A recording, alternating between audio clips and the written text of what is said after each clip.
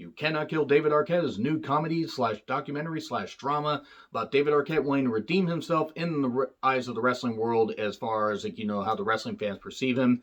His one-time WCW title reign in 2000 was controversial and hated, to say the least. He pretty much became public enemy number one as far as celebrity involvement in wrestling, which was very unfair to him even back then. And it was a company decision. It was not his decision. He respects wrestling. Look at all the stuff that he did with his payoffs. Gave it to the families Bobby Duncan Jr., Owen Hart, Brian Pillman, and gave it to Droz, who had been paralyzed in a ring in a match against D'Lo Brown. It wasn't D'Lo's fault. These things happen. It's very unfortunate that happened to Droz. Brian Pillman Jr. talks about that in the end credits. And yes, I'm going to be spoiling quite a bit of this. Very sorry for that. But this was a fantastic film. It gave me a new appreciation for what David Arquette went through and how much it hurt him, how fans perceived him. And yes, in the very beginning, they do show footage of a few wrestling YouTubers, talking about it originally. And footage of an old video of mine did surface there, and actually people told me about it, and thank you very much for telling me. And I really felt bad, looking back at that video, because I cannot believe that I was so goddamn harsh on him. I was harsher on the company, to be fair, and I did recently do a piece where I talked about, the entire Thunder episode where he won the WCW World title and talked about how it was a company decision. It was not his fault, and all the stuff that I mentioned before. And in this movie, you see how much he loves wrestling and the abuse he put his body through, and a lot of really good shit. I mean, a lot of really good shit. You can tell that he respects wrestling. He loves it. He appreciates it. And that beams through here, but you can see the real person and the stuff that he'd gone through, family life and drug and alcohol abuse, mainly alcohol abuse, honestly. But he got himself in incredible shape and had a career resurgence. And it's really sad to see how his Hollywood career kind of went seemingly way downhill after he got into Scream. They typecasted him as, being a bit of a comedy goof, eight-legged freaks, all that. But then when Ready to Rumble happened, people didn't understand why he got involved in wrestling. To me, it was no different than Andy Kaufman getting involved in wrestling, but it was the WCW brass that made the decision to make him the world champion that didn't fucking work out at all. Ken Anderson opens the thing talking about, it's I'm tired of him and other people like him taking the piss out of my business. Footage from Nitro and Arquette and his controversial title win. This was a really, really good piece. Various YouTube clips. That was really good stuff. You get Ric Flair talking about how he likes David Arquette as a person. His wife, Christina, his new wife, and she talks about her career, rising up, being an intern, local news, Entertainment Tonight, had her kids, getting back into wrestling, trying to get her first film project off the ground. You get to see a deep dive into his life and how his wanting to get back into wrestling to redeem himself affects his family. Various family members talk, 10 years of job interviews and no auditions. Or no job offers. He gets auditions, but he doesn't get any job offers, and that just wears on him. And it's really unfortunate because David Arquette's actually a pretty good actor. I mean, I'm not saying he's the best ever, but he definitely deserved. When you see some of the films that got made and you see some of the people that kept getting roles, David should have gotten more roles, honestly. I don't understand why he didn't. Now, yes, he had his personal issues and has risen up out of those. But it's just kind of weird because there are so many that have had way worse issues to keep getting offers. And I think David deserved more respect than that. And I think this film will help give him that respect. His ex-wife, Courtney Cox, talks about family. They show the Basset Hounds that him and his new wife have. And I love Basset Hounds. They're great dogs. Bischoff even is talking to Arquette and saying, you don't expose the business and, don't blame yourself, blame me, or actually it was Russo that did it. And then they show footage of a shoot interview with Russo where he talks about, well, it pretty much killed the business. Yeah, you think, Russo? You fucking think, you goddamn idiot? Yeah, I don't like Vince Russo at all. And David, he loved wrestling as a kid. Talked about, watching it with his dad, loving Liz and Macho Man Randy Savage. He he wanted to do this wrestling venture because he wanted to see what it was like, but also he figures, well, instead of, being a celebrity right here and getting all this money, even when he did the right things with his money, he wanted to see what it was like to travel. And it took a bit. It took a bit for him to really get that. He had medical issues, stents in his arteries, prevent blood clots, his alcoholism, just, destroying, quite a bit of his career. It was a self-destruction, so to speak, but he rose out of it. He did, and not a lot of people do that in general, whether they're celebrities, whether they're everyday average Joes. He felt he needed to be the perfect son. He watched wrestling with his dad. We see him get an offer from this one, backyard wrestling federation to fly basically, I think, across the country. He kind of gets screwed over. He gets picks, for people to sign, but nobody signs at this convention that he goes to. He's kind of being sick of being a joke, to be honest, and I don't blame him. I would be upset too if I were him, because he got an unfair treatment, a very unfair treatment, to be perfectly honest. There were some good emotional parts to this, because you could see that it really hurt him. As a fan, he was cast in a role and he got unfairly, reviled against just for what happened, just for a company making a decision that has haunted him for, 18 fucking years, because this was from a couple years ago. And fans are like, yo, he killed the business. No, it was WCW that killed the business. And that's one thing that fans like myself and others need to remember. It was WCW that killed the business there. It was not Arquette. Diving in a little deeper and watching, and the fact that he was a celebrity and the fact that he did everything he could.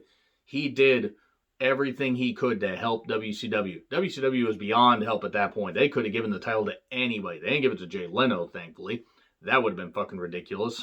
But, this one indie wrestler, Rick Kelly, offers to help him, drive him around a little bit, especially for this one indie show. And backyard wrestling, I'm going to say right now, it's not even anything against the people that want to compete in it. I hate the concept of backyard wrestling, all the weapons, all the light tubes, all that shit. I fucking hate that.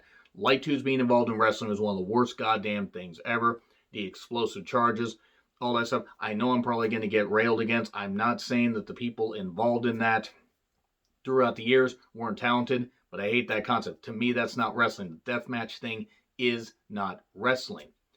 And there's footage later that I'm going to talk about that I fucking hated when I saw it. But seeing that he got beat up and everything, he does this magic stuff, putting these streamers out of his hands. He's trying to come up with a gimmick. And then he goes to RC's wrestling school and he learns to take bumps and do some stuff and actually gets pretty good at it. I mean, for a guy that was a celebrity in wrestling and then had his, downfall and then his redemption, seeing the passion he had. Passion doesn't always equate to being able to do it in the ring, but David made it work. And even with his medical issues, he was losing weight. He had lost 50 pounds. He quit smoking. He quit drinking. He did a lot of really good shit to get into good shape. And he watched old matches, loved Savage and Liz. You see a lot of stuff. The Ric Flair footage was really cool. When he wore a Wu-Tang Clan shirt, do you get it? He was playing with puppets that he had and, reenacting the whole thing like, oh, why do you want to do this? Well, you were a champion. You should have never been champion. Well, yeah, no, I shouldn't have. But I'm going to prove my worth. And then he goes with his best friend to Cancun and later Tijuana. DDP offers to help him. DDP yoga and all that. And he does some good stuff. David wrestles guys in a street. Mexican wrestlers in a street. And then as is at an indie show in Tijuana.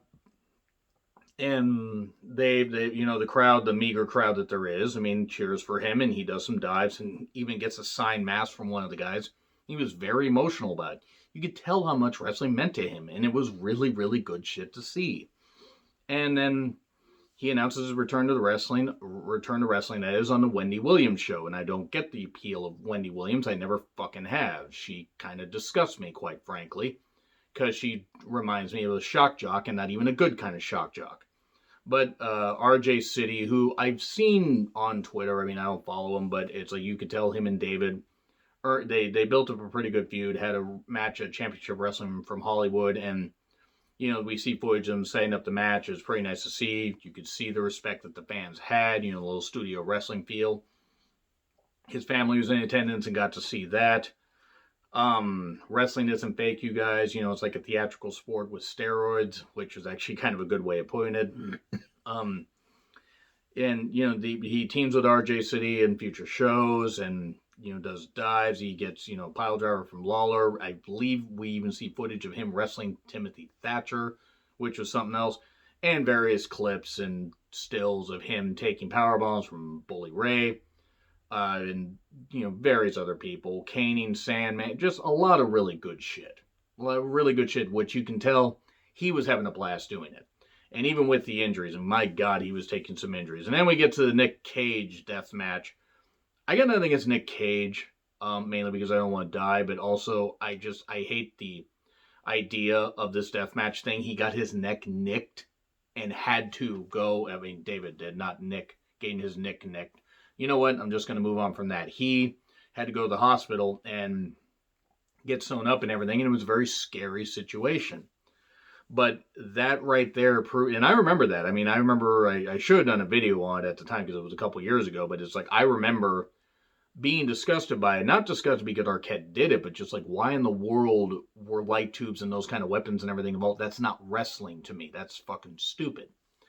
I'm not saying that these wrestlers, the people competing, aren't actually talented, but that is garbage wrestling. That is garbage to me. That is garbage entertainment. But David Arquette did, and then they were worried about him relapsing. His family was, and then we get Luke Perry's passing. Luke Perry was with him, and his son, Jungle Boy Jack Perry, who's on All Elite Wrestling, drove David to the hospital, and Luke was just sitting in the back seat and just wanted the camera out of his face. He was also going through some health issues, as he had an unfortunate and untimely passing soon after this. And, he was a mess. Like, Arquette was a mess after that because Luke Perry meant a lot to him. And having just recently watched the old, or the Fifth Element, rewatching that, Luke Perry, even in a small role, just beamed across the screen. And then he watched more old footage and then faced off at a Legends of Wrestling show against Mr. Anderson. And his wife even was in a dress kind of like what Liz had. They went to the ring, had the match, crowd was cheering, and it was really good stuff. And then we get Jungle Boy and David teaming up, or maybe they were on opposite sides. I didn't exactly get to see it, and they had, they had a really good bonding moment. And if that didn't bring a tear to your eye, I don't know what would, because one, Jungle Boy Jack Perry's carried on his father's legacy in a different line of entertainment. David wanted to do what he could with his celebrity to help with that. And I'm sure it meant the world to him to compete against Luke Perry's son and just honor Luke Perry right there, one of his longtime friends. And it was really good stuff. And then we see footage of Brian Pillman Jr. and outtakes and stuff like that. And it was really good stuff. So yeah, I mean, I just gotta be honest. I really enjoyed this movie quite a bit. I wanted to see at first, just how this would be. Like, would it be a fluff piece? Would it be something that actually showed how much abuse he took? And yeah, sure, okay. Were there a few fluff parts? Sure. You're gonna get that in any documentary. But did it show how much, passion he has for wrestling? Absolutely. I'm going to give it an A-. It was really, really good stuff. Let me know what you guys think in the comments. Like, share, subscribe, Twitter handle in the description. I'm John Rickland. I'll see you soon.